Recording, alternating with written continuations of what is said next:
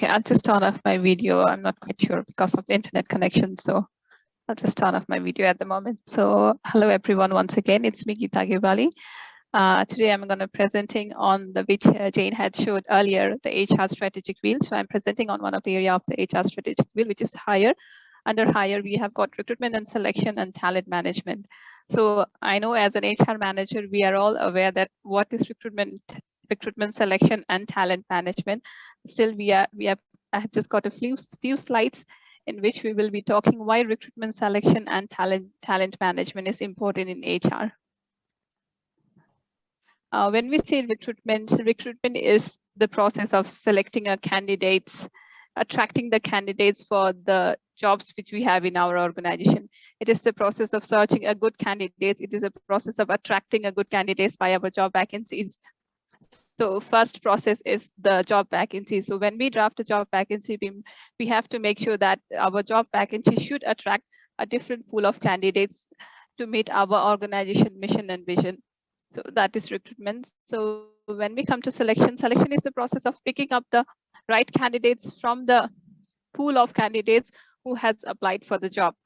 So who has when we have the vacancy, we get a different candidates. So from the different candidates, the selection is the process of getting the suitable candidates, identifying the best candidates from all of the list and filling up the vacancies of an organization. So recruitment and selection is a different part. Why is recruitment and selection important in an organization? When we do the recruitment and selection process systematically, it helps us to get a proper candidate.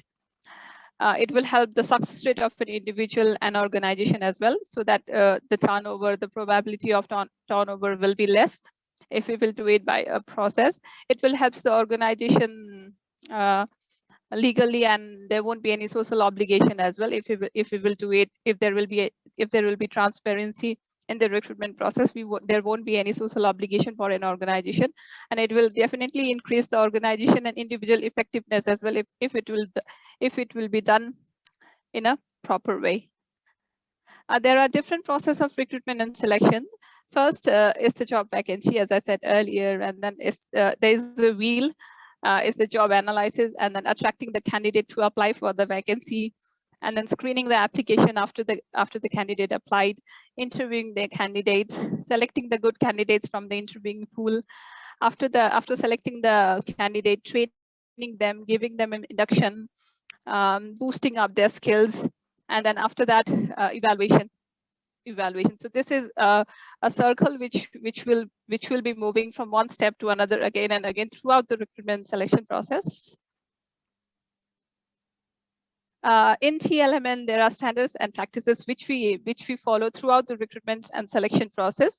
Throughout the recruitment selection process, we do make sure that the safeguarding is included in all the recruitment and selection process, starting from the job vacancy until signing the code of conduct.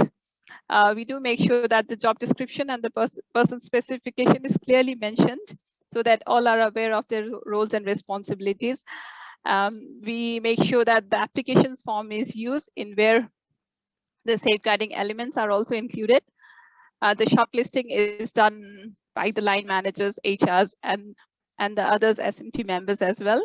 Interviewing, pre-selection tests, skill test, depends on the job position. Skill tests are done as well, depends on the job positions. And then we offer the employment offers, contracts, background check, references, inductions, and probation. So these are the minimum standards which is being followed in every recruitment and selection process in TLM Nepal. That was recruitment and selection. Next, we come to the talent management. Talent management. So once the candidate is recruited, he is selected on a position, on a vacancy. Talent management is defined as a strategic process of getting the right talent on board. So that's why the important thing is that we have to make sure that from the pool of that applicants, we have to select the best candidate, so that when we select the best candidate, we don't have to give him more training. We do have to give him more training to increase his skill, but when we select the right candidate from the pool, we don't have to give him more training to make him more organized, to make him more to grow on his role. So talent management is to identify the talent gaps among the employees, among the positions who are on board, and then help them to grow in their skills, help them to grow in their skills, help them to grow, give them different training, focusing them in their areas, engaging them, and then helping them to achieve their long-term organization goal. So mostly talent management in a large organizations, talent management is basically done for the strategic position all over the but most of the strategic position, which will organization will make an effort to attract and retain the strategic position. So they will have the key talent employees. The pillars of talent management, well, we have to make sure that when there is a recruitment starting from the beginning, and then when the induction and onboarding is done. So these are there are 5 main pillars of talent management: recruitment and onboarding, learning and development. As Linda said earlier, that learning and development is a key part of an employee. Performance management, his performance management should be measures, compensations, reward, either it is financially reward or non-financial reward, and a succession plan as well. There should always be a succession plan when we talk about the talent management. Talent management, wow, there are different components of talent management.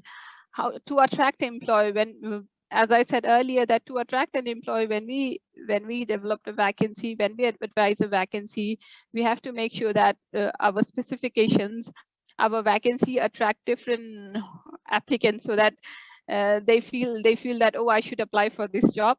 And then when someone's apply, we have to motivate them. When someone applies for the role, when we do the selection, they are motivated. We have to make sure that there are continuous supports from the management on their role.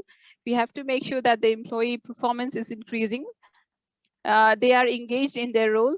To make sure that they love what they are doing, we have to make sure that the employee love that what they are doing. It's not that they are coming to work at 8 and then leaving at 5. We have to make sure that the employee love what they are doing. And then we have to boost them by improving their performance, by giving them different trainings as well. In TLM and Nepal, we make sure that we retain competent and committed people in an organization. We make sure that the people who are committed to the organization mission and vision, we do help them to grow. And then we are committed to inclusion, inequality as well. We make sure that every employee personal qualities, competence, and potential of individual are all developed throughout the process.